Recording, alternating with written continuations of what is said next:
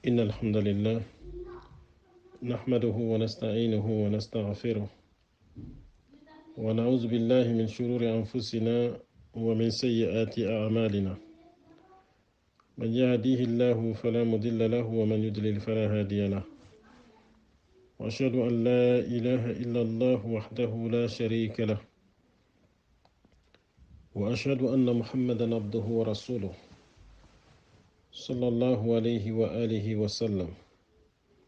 أما بعد فإن أحسن الكلام كلام الله وخير الحدي حدي محمد صلى الله عليه وسلم وشر الأمور مهدثاتها وكل مهدثة بدعة وكل بدعة ضلالة وكل ضلالة في النار. واخنو عمر موكا بالمو الجمعية الخيرية لدين النصيحة دونكونو كما نورا كلا منتنتي غندن دنجيم بلا غيفا درم مع صلى ودغا سوغانتا تسلام خنتن دنگا غني. السلام عليكم ورحمة الله وبركاته.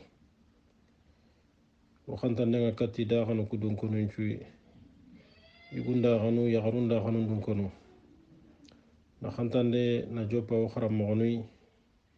أدو يمانكو داغنو خدمان دانو ونورا كيتا سيرسو ديغان خنكي أكنيني كين كما أغاك ترين داغا سو كما Allah gada ta khura khanya na khusu nyeki ya gen kam masoni kenya kana do soni kan khanne mukana ona khantande ado duwa warakata su ko mantenga o haga duwa murna khay na nyaga kama na kalla mun tenga jalla fi ulahu duna khairi ado la khara wulil gintahu Allah ga nura ka hadi Allah ga nura ka sinura ga tanga Allah ga to fitna ganta fitna dana waroi Allah ga to jarabi ganta jarabi nana waroi laga nyampo maga na nyampo sarno maga na nyampo sarno charno maga nori suko firdausil ala di titunga ke mekallan ka honda honna chirago kigona dangi nga khino lengi dangi taga kununi o tagi tammu adu kabundinye lengi kiye ke ga kira tenenge nyei sabale galan tampillendo nagato hijra ujina ko nagato do tan nagate sine aga gemme wonna saranjate avrilin khason tampillendo kabu سيني وجنه اللي رتموا أدوك أبو 2019 الوصول العلمية لدعوة السلفية لكن أنك تاغي كندو وجوك ندو تاغي هامنتكي وغدا جيغامين جوب ديمقراسي أدو قول نيانكي تبينو غري ديمقراسي nga خرنديني كاتا تخاندي نيكا هونوندي nanti parti nunya nantaxu kudo ina mere ntaxu honga ina hutume ku mere kitu benu igi maxa karasinka honundi iga naburen goli ñanatayi ado naburen tanasu ku ñagada duna su xelebulenki iyaga sanki ka honcu noxondi duna hincugiya kittendi hadamare men kutencuga palingi diya batenga oda diga men joppa kumpana ñakama ken kota arrasmaliya igatini tubabun xannendi naburungolliñan système be dangani nanti capitalisme axu ado libéralisme axu isuwan bana ibogumedia ken kotora banganda xadangani ke simme kitte kunaga bange dunadi moxo be sere hana be ada fikirangaraga sahandiya kamma nandaga wara keta afkar nu benu gimaga ado aqida nu benu gimaga oda honne ko medangani kendi capitalisme nga khirni ni kati hibe agamulla ina ka hondambe be dabare lengi uga me masala nguni hibe kama kenya uyubu rasmaliya capitalisme ko ke haibe benu gai oti ba'adu uyubiha a haibe unyogono oda kenya saha bawni haibe be ga capitalisme honga to nyangunde be ga no gondo injustice be ga no gonde angana tanna suko taxinge be gebe nyane kenyo gara préciser nanti haibe be no gai ona kumpa yibe wu oni yegunu bangandi meda katto ga dangina kenga hina nandaga katta komini saxunga yere ugan xawana hibe hilatu kenni capitalisme axu ke agani naburundelli gumaxu axani système wayi hadamaren debere ñane ali silimpeti nanti ñamariye aga giri dinaye awaxo ado communiste axu hoho gadi at sikki tanqudeya kamma ihilli suwañara boneyandi kebane ga xirnini kati boneyenga kati karay moxoɓe kebane ga xirnini katta boneyenga kati ken karay moxoɓe ken moxo banan neani bawni hadamarun cimmewu ñani soroña yonkinulluŋunun ni igedi sanki dunadi xido allah manhajuna latumey allah gada manhaju kebe bire kitte kebe ga dungeta yikko mondangani nanti hadamarun mun nan bire a sangallen noxondi dunadi capitalisme axundo ken na latumey kembire awa gilli capitalisme axu ale bununga al ananiya kidigame mananni meniya hadamaren mencu hoho gatini ike yimme baneya إذ يتحكم فرد أو أفراد قلائل في الأسواق باوني أنغا نيني سرباني ما سربانو سردان تانتو جما بوچن أنغا نيني كنينا مارشن كنتروليني كابيتاليزم أغندو كنيالي ساقا كيبي دونا سو حاجونغاي دونا سوغان قوا na خوبين دو ترمين دنيا ساقاندي bisunan katuna na hakita na dubirandi kapitalisme kunna kinchu ko humante monopolizenea tahqiqan li masalihim azatiya kudo yukumba ne entereke bane igaraga katana kenta kana gundi mogobe duna taqdirin li hajati al jami'i aw ihtiramin lil maslahati al amma agaytina antina jamam pa junga na kenta khasi walmananti l'intérêt général jamancu mun na hanga kibedi kahoncu na hanga kibedi na kimpila hay kata siribane nga ike yimme bane intérêt ike yimme bane na hampayni capitalisme axu a hajunta kende kempalle hadamaren maxu ndaga moxo sahantengani kebei kenniya soroga kahu noqusu kaho noxondi kati be su gatini ike imme bane droit na hangani kebe ina kinya khotondi na jamancu susu enterem bonondi ti kenga jama kesu khallem pilanan qawa nan sabati kembire khairi betana gana bugu ken nogondi sarabane sudangani ewa kenga gatinga ananya khairiya to nyangi ganta da batenga me capitalisme kumpa junta kendi ikunga sara dantantuku naburu khora gumu yani tanon kinime na marché contrôlé na sakan contrôlé kembre iku ngentere kuna passé jaman ku tengantere ngari capitalisme ru ahaybe tanani al-ihtikaru monopole إذ يقوم الشخص الرأسمالي باحتكار البضائع وتخزينها وأنا نيني سركي بغني كابيتاليستنا arawarga na sasa kunu na marchandise ilaga na losoi na muhundi حتى إذا ما فقدت من الأسواق نزل بها ليبيعها بسعر مضاعف يبتز به المستهلكين الضعفاء anda yo kemmo gondi kemmo godi na wara stokna ma wakati be kenyo kigana kori sagandi hada malle hingay anta ka kitene siretana maga kembira kindi khalle kenari kudo ina katuna gaga jonko khote jonko be araga multiplier ne kenga gatiya kudo ina consommateur no saralam punto miskino ina kunga khalisi gucunu benu gimaga ini bosiya capitalisme agundo kenyali ku gollu kundu hay ku haramonto en islam agundi nan nogonde yo kennan khawana li iri mo gonya di sagandi agana konto ti duwa a jonko nga sege basin takende agana gobo khadi kenga nya sababa na jonko nyankandi musula hanna ken khadi miskinonda kasren na du tew na yokinga namberti adu sagan naga wala mana khiri baka sagan nogonde nandaga stoke na warano kudo na wakati kote duguti soronga agana manki bira be keta ganta kasreta na suma ga kenga he kembire ada na bugu gumabe gallinga dana sogo soron kamma bawni kenga gatinga soron pa junga ibire lantanya na halle inta kitana sireta na suga maga kenga he capitalisme hondo kellia kenya nati لقد تطرفت الرأسمالية في تضخيم الشأن الملكية الفردية بو دودان خلي كمرين بينشاني كابيتاليزم هو كمبران دنجين تاغونا كين دنجين دي حقن دي ناهوموندي كما تطرفت الشرعية في إلغاء هذه الملكية قو كومينيسا غون خاقا كمبران دنجين تاغو مغوبي نا دودان خلي كيها إمان خلي نشباتيه na ken na karndi na kanundi baka ka hon nogondi parce que haramare menganati na du wara alla placing alla anta telengono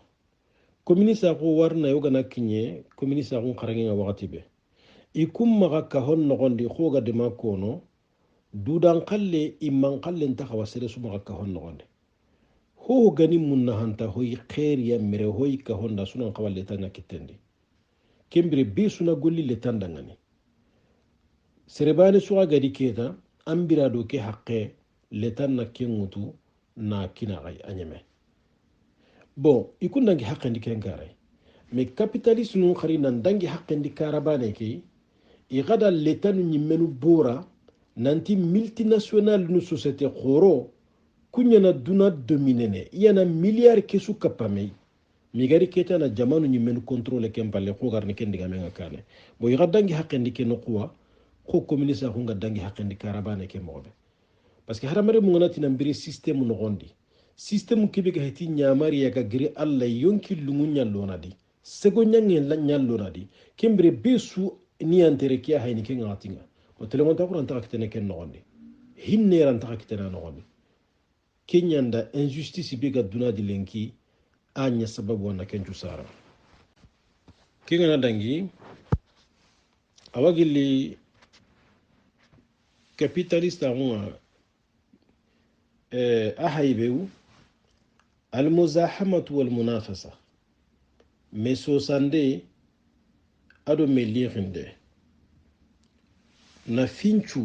نا كونكرنس لاسودي إن بنية الرأسمالية تجعل الحياة ميدان سباق مسعور إذ يتنافس الجميع في سبيل إحراز الغلبة wala capitalisme agundo kialli attagande ni megani kebe kenni na duna bireke memu manchu na sunya mehirindi barai jonko ganke gani bawni capitalisme agun system no gondi hadamare menchuna mehirini kati hibane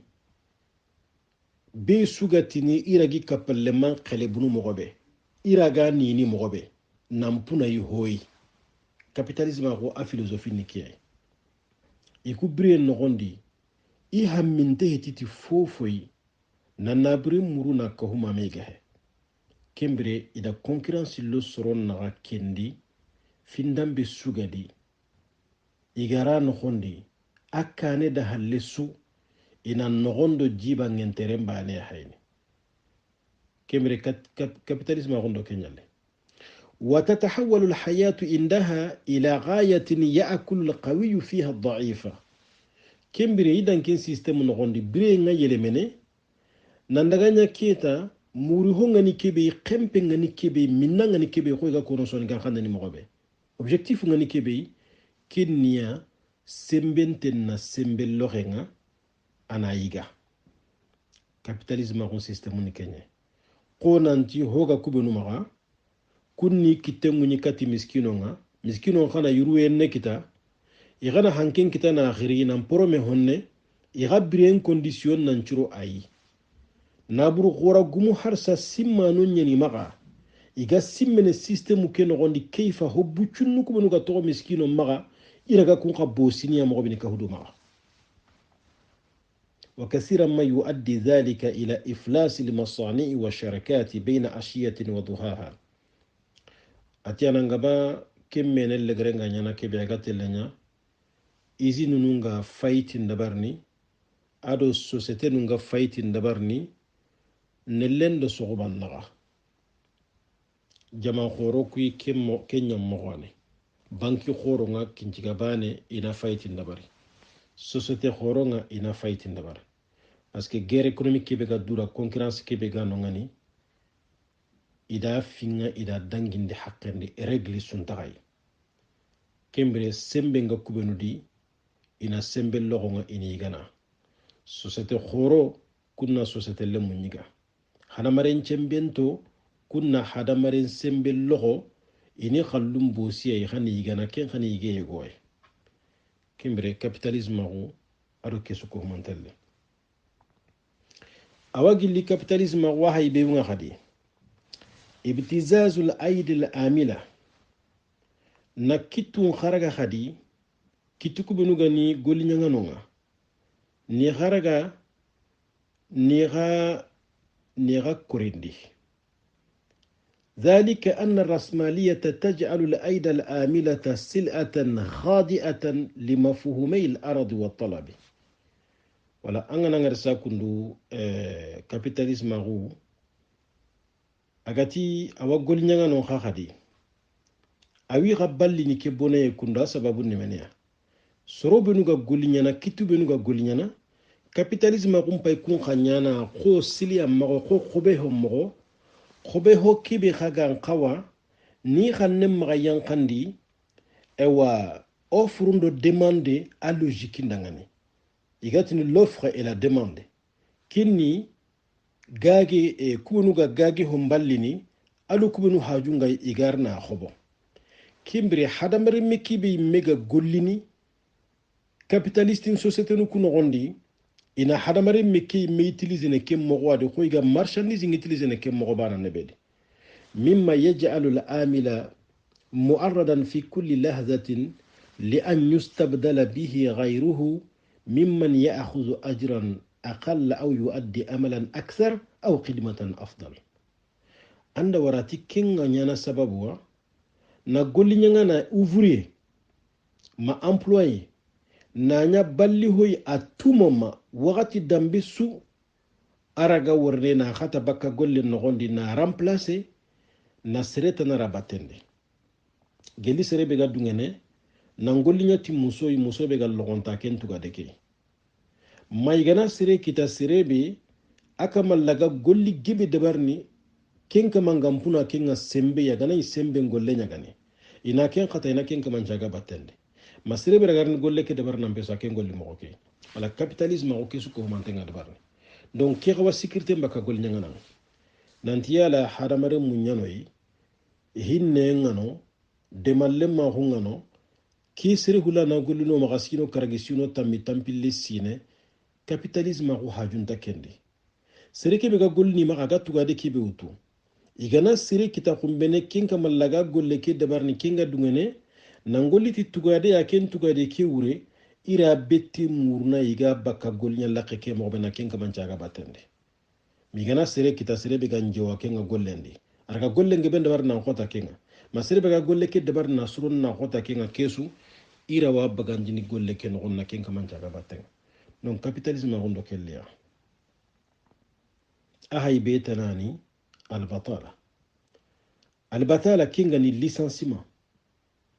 نصرون راني يبغاندي قولني وهي ظاهرة معلوفة في المجتمع الرأسمالي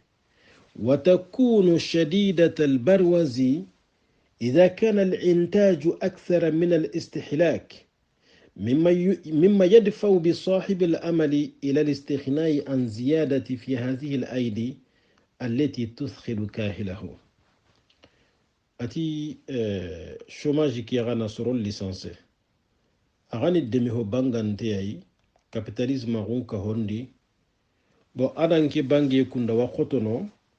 ma asanki ki wa khotono aganani wakati be production gangaba dinanta consommation aganani yokibi ga fabrikene agam punu yokibi ga khobene stock nga sage gobono usine nundi entrepôt nun nogondi iganta ka khobene iga sonto masoko honya gana ganta ka dagana kinga gatiya licenciement nga gobono anga suro nyini lendu njago lemmu ngima ga igana iganta golli ranta ke soron tu kana iranta ka ho suro no duwa ha kinga gatiya patron ngati ni fokina golnya ngana nyogon wara kempalle kenya na likki kote nyai kun kama donc ina suro nyogon licence banga nyini kinga gatiya licenciement nga nyana ayti nanti koriwa société ke ayti nan tantaka na hakitana bénéfice kitana mi xigani bénéfice khore be kitana agana nyu hoga bugu kenga bane i kunta ka dungena ti kenga i préfère ne kunu ka tampini ga gollini ina kunyo gono bagandi golle ke no gondi kudo i kunga ni bénéfice khore ke be kitana kenna to ximo gondi hinnen tadi allam pintadi ki xawa jatene capitalisme ru ahay be wonde kengana dangi khadi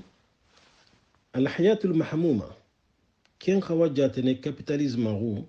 ahay be wunyadi kebe gani bre mouvement tenga mais hutunde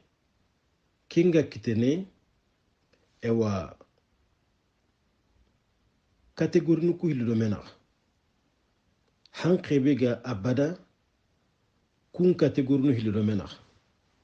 ihidahuma mubattizatun yuhimmuha jam'ul mali bi kulli subuli anga nyini kun catégorie nu hilli bane kinga ni bosindana nyai khenna na nyagane aham minga hitu hohoi minan na burem bane ka hume tika da kitati kille sui kenni patron grupunga capitalisme hundo kenyalle na buru gorak mu binu ga sorongo lindini hammi tana suntiya iraga na burenge ben ka pame mogobe igana katuna golnyanga non fayi meni khallu chunuku bosiyane ka hudu ma wada barni wa ukhra mahruqatun تبحث عن المقومات الأساسية لحياتها بأن نجروب بانا كي غاكون خبينتونيني إبينتونيني هلوم بوسي لكم مغا قوتي بيجي كما يكون غانتا هو تنامورنو ما غانتا إبريكي مي إرغانتا برينكي بحالي بريكي لغمان باني باني أننا يكون كنيا مورنو كو جمانو هلي كابيتاليسين كهون نغوندي إنا ميا أبدا دون أن يشملها شيء من التراحم والتعاطف المتبادل أغايتي هو نانكاتونا كتاتو هليني كهومي جلي هني أدو مغمغن تاغوا كنغا حراخيني دو مينغا كنتانو كابيتاليزم سيستم نغن دي هني انتانو قولي نغانا دو قولي غمينغا لا دمال لما هنتانو فيران توقنتا دي هو هنتا دي انتري كباني ان كونتينيتاني وكمرة كي غوا جاتني كابيتاليزم او اهاي بيوندي كي نلا دانغي الاستعمار كولونيزاسيون نصرون كولونيزي نالي نامبان كان نا خاميا ني كومارو ني خلومبوسيا فورسن كابيتاليزم غوندو كان قريا ذلك ان الراسماليه بالضعف البحث عن المواد الاوليه bawni capitalisme ru do sababu be abadan aga do dunay nan daga yiga hibe khili matière première al mawad al awaliya kinni anga nyini ho gebe wa dunadi aga fabriquer mais aga fabriquer ti métal kibe mere kibe kubenu ga fabrication ke de barni mere kentakte ne kun jamanenga il faut kindaga muru jamane tanay kemre capitalisme ru kumme goga baka sorobinu jamanu nga société khoroku iwarniya naga coloniser tiken chababunga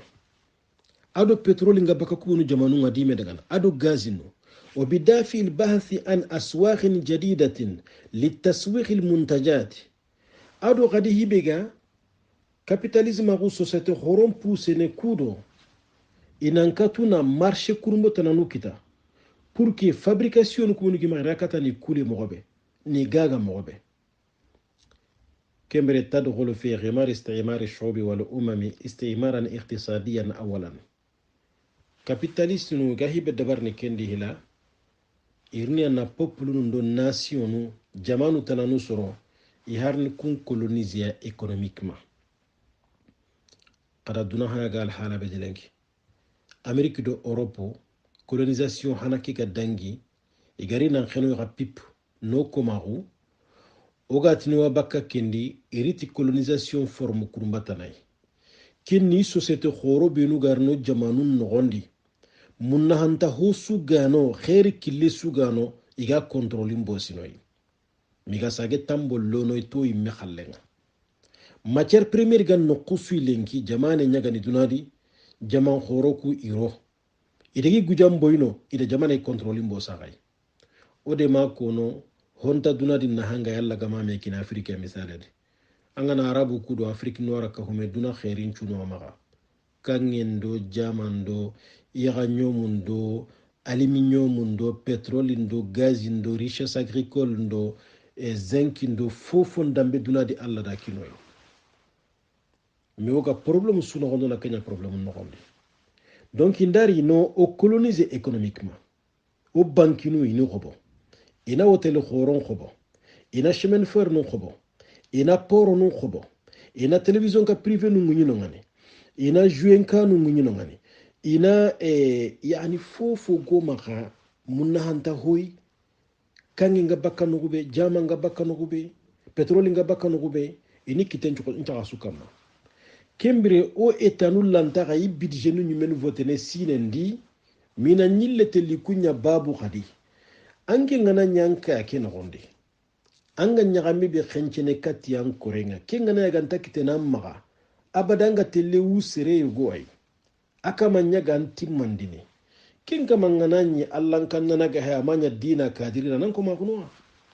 ho galdinga da duna da urni nan kama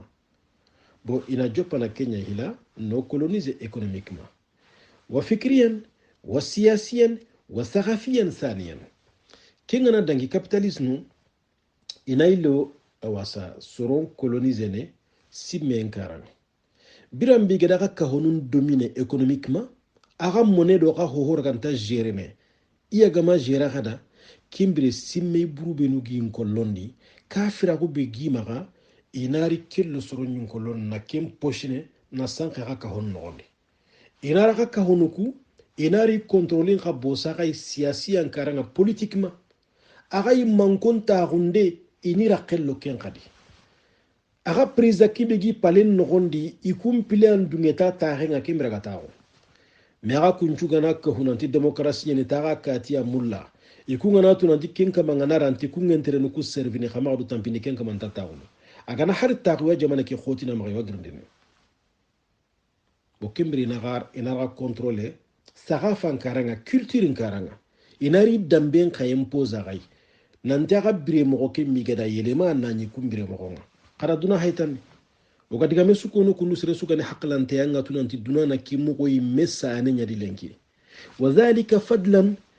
عن استرقاق الشعوب والتسخير العائد الآملة فيها لمصلحتها كندو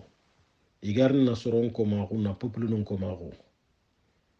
نالي na golnyanga non kitun khaya ni golindi ikungen trembale adangani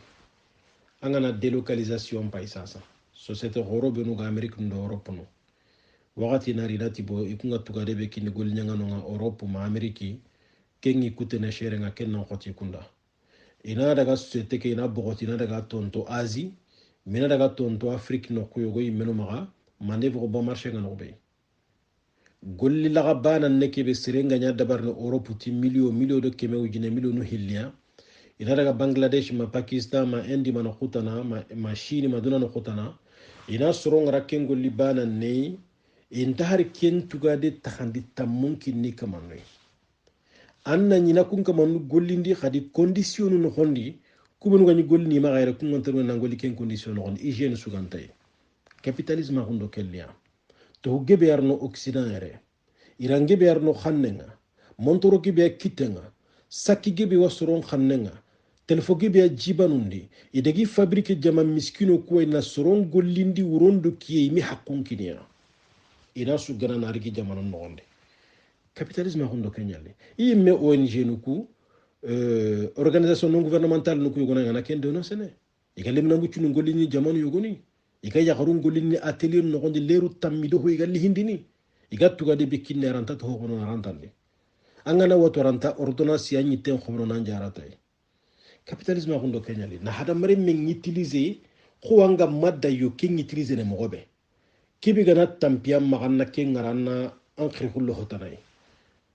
ampa junta fofo ndambiri dunadi anjiba kega hakka mogobe tanne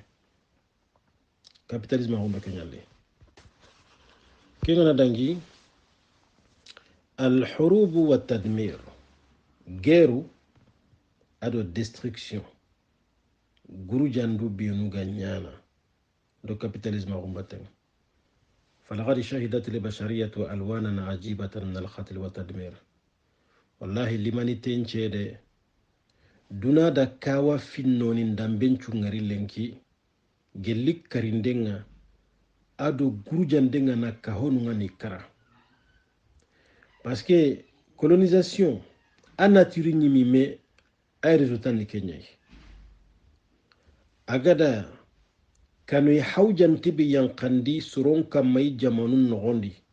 na bone be nyakati ya duna su ya rengiya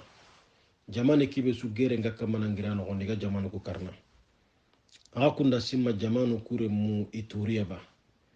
mako gemambala ko nyina ga giliganni bala suron nyangiri sella ngay gari nene namberti di haqqulun naga na marhan kinyani waramay kudo igana may munkara wucike bi gamme munkaran den nogondi khairi begi jamanu ku nogondi ikuna khasudana daga mini lampundi parce que soro benu khagan khawana nyamme dangani hasandano e khagana sigi me halle serera ganta kadangani khonne ngana katuna ga trompa na ga imenu duru ngarame aga gana melli pa ga sembe ngaro akinga desili wakati sunanti warin tere kada baterna kade kimbiran tahari avertissement wala katagay khara islami jamanu pay khana rabi jamanu pay igada sukara mogobe multinational nungano lenki société khoro milliard nungi maga caisse noire nungi maga iga robel nun tugana bitendi iga ewasa mercenaire nun tugana iga no jamanu nogoldi sont lourdement armés ina jamane ke su brisa mejanu ngi maga ijaru kunna ille hike illa ni bamburenga na to burenda garen citi sarahata mulutana no dunadi duna kutendo kenna sank nani haqiqa betikena wallahi hige be dunadi lengi dunadun kununga da fahmi mogo yogodi occidentaux mejjanunga da gagi ya ugana kinya alla al khiyamon ko ta haqiqa be ga bakado kenna ko kamundo nyenya sika sunta kende mais ikungara kebe ko dunaro kenya jankane kimbre kenga be na dunadi lengi jamanga be kare الرأسماليون يعتمدون على مبدأ الديمقراطية في السياسة والحكم bo angana capitaliste no ko hay sasa igolini tika système politique ya démocratie politique ndo marianjo igolini ti démocratie ne وكثيرا ما تجنه ديمقراطية مع الأحواء بعيدة عن الحق والعدل والصواب bo anga nyini kanga ba démocratie ngianga amide ndo yonki lungunya batenga nallatu bakattu mundu telungunta kundu sahabanga Nations Unies qui begano lenki démocratie gumu kuga tini nanti kunya na telungunta unka ma droit de l'homme ndro men nakati wa jamanu yogonu kama jamanu yogonu aduna lenki gissa gon dabarne iga yagarun karne iga lemunun karne iga findam ben tuyana dunadi konu banen da itanun kinimei na kun jamanu protéger har luwar ganta woteni contre les Nations Unies di démocratie jamanu kwane société goro kwane sarabana nu kwane kembre yani tanun kinimei iyan terenu ku kullaga katana qidime mukhobe ina kumbane dafana sakoto ku jamanu ko no afrikino ho yi hajunga kinyaino igana to hankamanu ku dangan ile hinga kei marana nga fati tagati no ike inta kenya na hada ike jamanelle munyandi ta gondi kebe geme jamanelle munga ina kemba ne dabarni taga da kenkota ces jours sont comptés andaka dana tahwa ka magadi iwagirni bakay إن النظام الرأسمالي يقوم على أساس ربوي ومعروف أن الربا هو جوهر العلل التي يعاني منها العالم أجمع كابيتاليزم غنبي أسيجن تنغا هيبي كما لسل خوري بأسيجن تنغا كما كني ربا نقولنا أغاتو ينتنيو نسوا تنانتي واتي كل لابان تبيغا بروبلم خوري بلنكي atampienda toranga duna suka make ni riba ngol nyalle makhunye o kuslaminu kama no qorakalla ngunta do gongo kinga qur'ana di faring alayhi salatu wassalam ado gongay parce que système wani ana huwa kappa bananum banna khunga na hokko hu miskino miskina khunga salama khundina ni hinne ndina nyay me demande ndina nyane khalsi gana ni islami maga ankim paju gan taknya na gam maga ta hunde di anga islami ngana hajunga islama gunda muramma ganna sumunda iti allah aga nan khallen kitana kina me capitalisme akunti kenta nyangini kemmanya kibe sirengani khalsugulle nganke maga tanni an khalsugulle ke anna sogondi bankinga annan guman khirian na waradu karanga na miskinon dugo miskine be yakin ngana dumbu andari guma be gam maganna kutai mendi angana keme baba na ujunta ke goro ta misaka kama entere misale de angana ujine baba na keme goro saka kama entere angana ujun tammi baba na ujine saka kama entere wakati yanga na tambo ke ramburu sene amma mulli na burundelle ke be anga da wutu tambo ngada nga entere ke be ramburu sene ke hinai antino ko so hanyorno bo seren na kan wutu tambo ngakendi ana sinu tammi do honya tambo ke tu na makata tampile sine agana perdi golle nga magana watu kendi me ko nanta daga nalla kan ta tambo ke kutenga rambursene ona kan khima ona gaga haqibi gan kendadi ona saganga banki ni khalsin kutengo tinta kenya nada inan kendan korengo to na gafita sellanga ina kake burbutu banki ke khalso kutebe ga to ganke nga kenna kembane amurno kanke ngara skino kutammi do hobe nya tambo ke rambursene haju sunta kendi kinto saka jinga kembre ka honna nya keta angana yamla na frigo ko banna tambo ngutu anna iri bantu ka kam angana mla tele ko balle munda anna tambo ngutu anna iri bantu ka kam angana mla na bere ko bonan chagai anna iri bangutu tambo ngutu anna iri bantu ka angana mla kanape ko bonan tagai angana mla na mobile ko bonan ka golli angana mla ta ko ka ko bo miskinen kenga mla na ho ko bo kharsu kulle nganta ma kana tambo nyauta anna iri bantu ka salama ko dina ndake haram kinu bo gore nyane pour ta capitalisme ko mbazi nikie o jamanu kui mi menu ga konto nyana sababu khoro hilibe gano idu bana mbiya heke sababu bana noy manko nga fayni serebe ndari tore ndi jamane kena buri ananyani me khalle nyani so ngur ndaka makenni bale hillandini occident ga tambu kibi rono ga entere kibi saka kam kili afrique na independant mutu ido tambo rambourse ndanya na me kota be ga ko lenkiya a to rankinya jaman khoro kui menu. Même les pays les plus industrialisés sont surendettés. Des pays comme le Japon, comme l'Italie, même la France, même les États-Unis d'Amérique. Le service de la dette coûte très très cher à la nation française. France a été tambo begal l'État qui a intérêt bané qui begarambu sénécile de renseignement terndai. Allah gati ho manamare mo kemanya. Pourtant, capitalisme a rumbazim paiki. Hari mitra a gagné président de radical fragosani qui dénonçait ti on s'enrichit en dormant, c'est-à-dire qu'il y avait des gens, enfin il y a des gens soronya nano nanti khal sugul lengi magabana na place banking an naso an khal sike miskine betanga naro jalan no gondi ina kellaga ina ho hurtiba ka kemaga ina ho kinangen Allah wa birene tikenga man khal sikira multiplier nangobo tikenga ma hakabe na nyamma bugu kiyamma huti harta bane. Donc cela m'a rendu dans le khalsira ta khalsi sarna hutemba ne na khalsin sarna makenge hanna khalsi ki investi ana riski mutu anna hokita mana bono khana sogondi banki nga bane na intérêt mutaka mahram nteni min kabair zunubi. Pourtant capitalisme ko bazen den na Kenya kama kembra khinu khada wari capitalisme ko ado balawunu bendo mesi bonu benu garandunade ona diga men do honda gilo buru awa gilla haybe yunya khade yoke ngana gobo ina yoke ke yogo détruire na bonondi kuda jonko na mayan kaburu wale kenanti ke yoke kunda gobo maga asuga magage miskino ngano fukharu ngano ona demande utukati ya tike ngano ina yoke ke détruire imaina bi mina yang kandi hangen nogondi pari nogondi matu nterin kanda na duru sere wa hada ga demanga la benni misale di nani tohukirita temba ne wa no gondi tohukurumba haranda sere bana akte nan tide muna kengare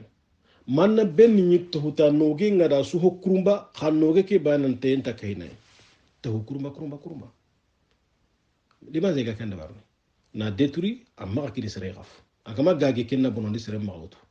bo dingira nunga ni radio nun do télévision nun do portable nun do ordinateur nun do fofotana agama gage sete khoro kina nyamare nyakina sunan détruit inta kini sere hari gandi suronte nyarno poubelle ndikem mo wada ma kini sere e commence na luwa nun dabar france ke nan tina kemme na nyantarni akhiru anta sukuru na jama anda wari